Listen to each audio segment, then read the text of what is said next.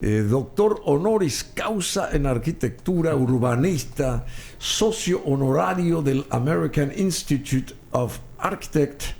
Aquí está Solano Benítez, y es palabra mayor, Solano Benítez. Acércate, por favor, porque sí, Hola, en lo Bruno, tuyo ¿cómo vos sos estás? palabra mayor. Todo el mundo habla de Solano Benítez. Yo creo que la gente es muy... Le gustan los mitos a la gente. No, Entonces... no, pero es cierto, es cierto. Arquitecto paraguayo sobresaliente, bueno, con un, ya dije, doctor honoris causa en arquitectura, ¿verdad? O sea que palabra mayor. Y también tiene una orden de Río Branco en Brasil, ¿es así? Sí, soy oficial de la Orden de Río Branco. Yo suponía que... Muy acorde. Yo esperaba ser máximo ayudante de albañil, pero ahora ya soy oficial de la Orden de Río Branco. Bueno, sí. y también socio honorario del American Institute of Architecture. Sí. O sea, ¿qué más se puede pedir? Bueno, y contigo tenemos tanto que hablar, pero no tenemos mucho tiempo. Se cumplieron 30 años, o este año se cumplen 30 años del fallecimiento del gran Genaro Pindú.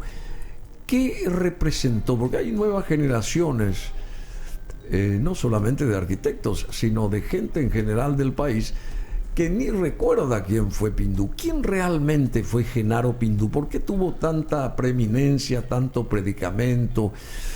Porque él comenzó también de allá abajo y se gestó una imagen muy respetada y respetable a través de su propio trabajo y de su creatividad. Porque es así. ¿Cómo vos describirías a un Genaro Pindú? Genaro Pindú, sin lugar a dudas, es uno de los artistas más importantes que hemos tenido en el siglo que pasó, ¿verdad? Sí, siglo XX. En el siglo XX ha sido una persona que ha dejado marcado su tiempo por un hacer que sin miedo a equivocarse es extraordinario en muchas facetas.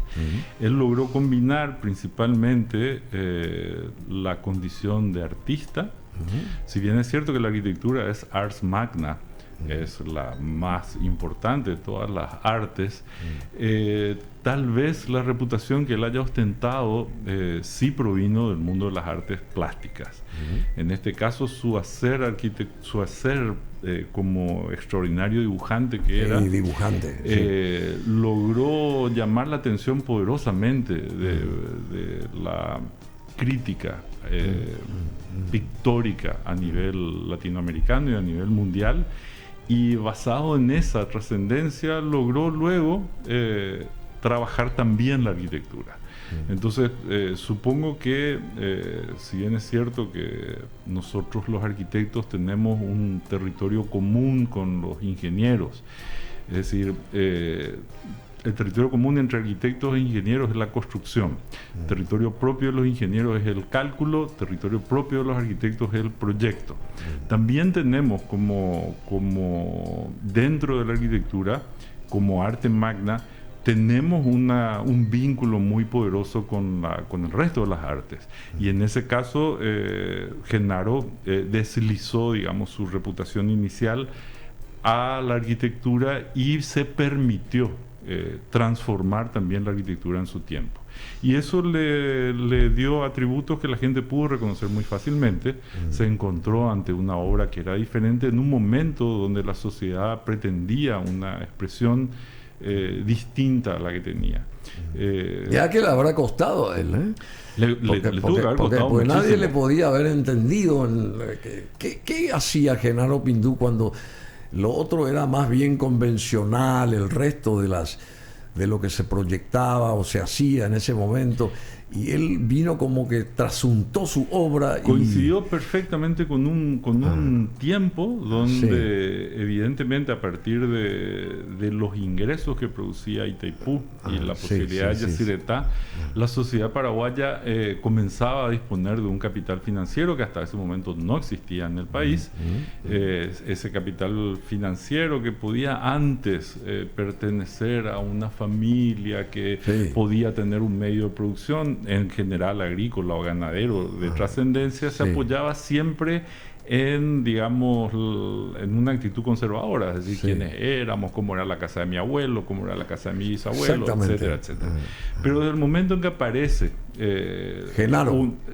que aparece el dinero en la sociedad paraguaya, la gente comienza a demandar un signo de distinción, y es ahí donde Genaro logra Fusionar eso. fundirse con su tiempo Sí. y ser el representante más cabal de lo que ocurría en ese momento. Qué interesante cómo lo describís. Y también ese famoso edificio, ¿cómo que se llama? Nautilus. Nautilus, que fue toda una revelación en su momento, ¿verdad? Sí, corresponde perfecto. O sea, imagínate que el sesgo plástico de la obra de Pindú está exacerbado. Es decir, lógicamente es una persona que es fácilmente reconocible su trabajo porque su aportación es una aportación que viene desde la estética. Desde la potencia de su estética uno puede visualizar un mundo, un imaginario, unas imágenes que le son absolutamente propias y que, si bien es posible ser rastreada en, qué sé yo, arquitectos como Frank Lloyd Wright en Estados Unidos, o mismo parte de la cultura hindú con los templos rodantes, etcétera, etcétera, sin miedo a ningún fallo, él logró imponer su voz ante todo eso. Y esa condición también, donde el valor estético era fundamental para definir la arquitectura, es una condición que fue variando en el tiempo. Y pasamos por momentos donde la disciplina reclama, por ejemplo, más ética y menos estética, como si se pudiesen separar esos momentos. Si nosotros entonces entendemos que debemos equilibrar entonces entre la ética, el poder responder a una sociedad, el poder revelar una arquitectura apropiada, con materiales apropiados, y también al mismo tiempo una potente estética, ahí es donde aparece un tema que pasa a ser fundamental. ¿Cuál es? Que precisamente él logró hacer esa síntesis, donde, por ejemplo, hoy en día ahí está el Nautilus. Nosotros no salimos en términos de ambición estética de un shopping center. O sea, en general todos los espacios se parecen a un shopping center o a un motel. Todos tienen la misma terminación, todos tienen los mismos... Un shopping center o un motel. ¿Verdad? Y donde, por ejemplo, hay un material por excelencia en este momento, que es el porcelanato. El porcelanato es un material que tiene severos problemas, pero no de calidad, sino de entendimiento de quién es, porque el porcelanato puede ser madera, puede ser mármol, puede ser cemento, es la misma pieza que podría llegar a ser múltiples materiales.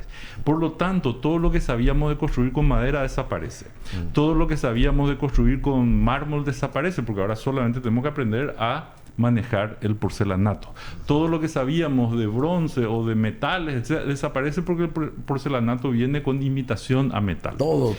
Sin embargo, cuando uno ve la obra de Genaro, uno va a encontrar pisos de un lapacho o de unas maderas propias del Paraguay, que son absolutamente nuestras. Es probable que hasta la manera de convocar, no solamente en revestimientos, sino en techos, en grillas, etcétera, el mismo etcétera, diseño nomás, la cerámica, etcétera, son totalmente propios eso nuestros. Que quedó abandonado porque no se terminó. Sí.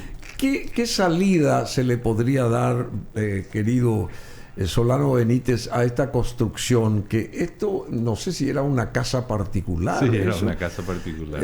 Pero parece un templo hindú o qué sé yo. Pero imagínate ¿se podría aprovechar esta construcción así como está? Solo para hablar así, ¿verdad? Se supone que la catedral de San Patrick, creo que era en Nueva York. Sí, San Patrick, sí. San Patricio. Hoy es una hermosa discoteca. Sí, es más, ya dejó de serlo, ¿verdad? Sí. Y estamos hablando de espacios que eran sagrados, en términos que incluso se desarrollaban oficios religiosos dentro, Pero la arquitectura en realidad es un arte abstracto, no conlleva en sí, el ladrillo no sabe si está protegiendo un templo, el comedor de una casa, una fábrica, etcétera. La materia en realidad no sabe. Somos nosotros quienes tenemos la obligación de dotarle del soporte suficiente como para que acompañe de la manera más digna las actividades de los seres humanos. Bueno, un placer hablar con Solano Benítez, un gran urbanista, un gran arquitecto, y cómo describe, y uno nota ahí la habilidad que tiene él también conceptual para meternos en el bolsillo con todo lo que él dice, porque en la manera que él dialoga, que él habla, que él se expresa, ya automáticamente nos imaginamos nosotros. Por ejemplo, no hablo de Le Corbusier, hablo de Oscar Niemeyer. Sí. A escala Paraguay, digamos, y si él hubiera tenido más chance de tener más años para con él en el sentido creativo, hablo de Genaro Pindú, ¿él podría estar a la altura de un Niemeyer a escala Paraguay, digamos, o no? Es una trayectoria totalmente diferente. Yo no podría hacer esa afirmación.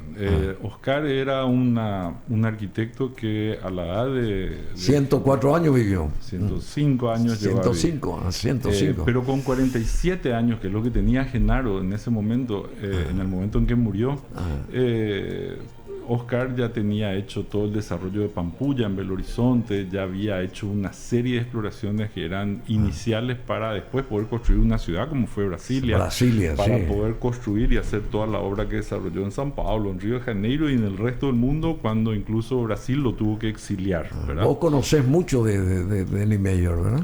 Me gusta muchísimo, tuve la oportunidad de estrechar su mano cuando era estudiante, porque habíamos juntado después infinitas polladas y caipireñadas que preparábamos en tacho. Estos son diseños de Oscar Niemeyer, diseños de él. Esa es la casa de las canoas, su casa, ¿verdad? En Río de Janeiro. ¿Conociste vos? No, yo una de las únicas ciudades en Latinoamérica que no he estado, que he estado solamente una noche, fue en Río de Janeiro. Hasta ahora.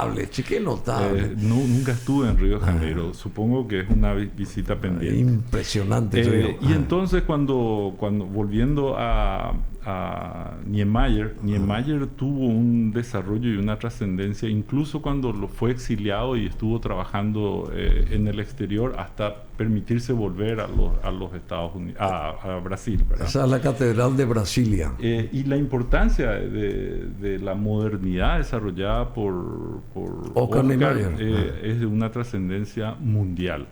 Yo creo que Genaro sí fue una persona que se podría alinear a lo que la crítica contemporánea podría decir como regionalismo crítico. Si vos ves, por ejemplo, los trabajos de Genaro en torno a la arquitectura neocolonial o a la expresión en torno a la proporcionalidad de determinados techos. Un techo en cualquier casa normalmente es una pirámide. Las pirámides son relativamente bajas. Bueno, él exacerbó, la levantó así. Cuando se volvió una pirámide más alta, refiere a un monumento fúnebre y entonces sí aparece la imagen de un templo, etcétera, etcétera. Él no se privaba de utilizar... Él volaba. De utilizar signos que no correspondían a lo cotidiano para trascender lo cotidiano. Y llamar la atención. Y entonces, en ese sentido, él fue un generador de obras que aportaron mucho a la condición visual paraguaya. Lastimosamente, eso no es valorado como se debe. Muchísima la obra de Genaro desapareció, pero también desapareció la obra de Le Corbusier, también desapareció mucha de la obra no estoy diciendo que solamente los paraguayos somos los más peores, incapaces de reconocernos, sino que existe la necesidad de poder sostener las ideas en términos filosóficos más allá de la noticia y la novedad cotidiana que hacemos trascender todo el tiempo. Yo quiero entonces que me des tiempo para poder explicar desde otro lado un razonamiento que no tiene que ver esencialmente con la noticia que se demolió otra casa de Genaro o le pintaron toda la casa de qué sé yo.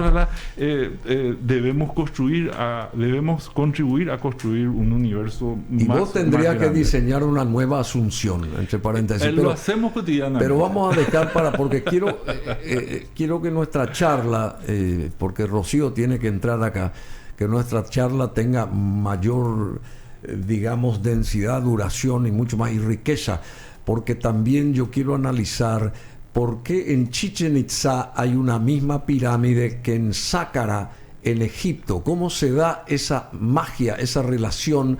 Si ahí no habían aviones, no había conexión de nada, y totalmente opuestas las regiones, pero uno encuentra la misma pirámide escalonada en un lugar y en el otro, tan distante uno del otro, ¿verdad? Quiero que... ¿Qué clase de WhatsApp tenían para poder ¿Y cómo fue eso?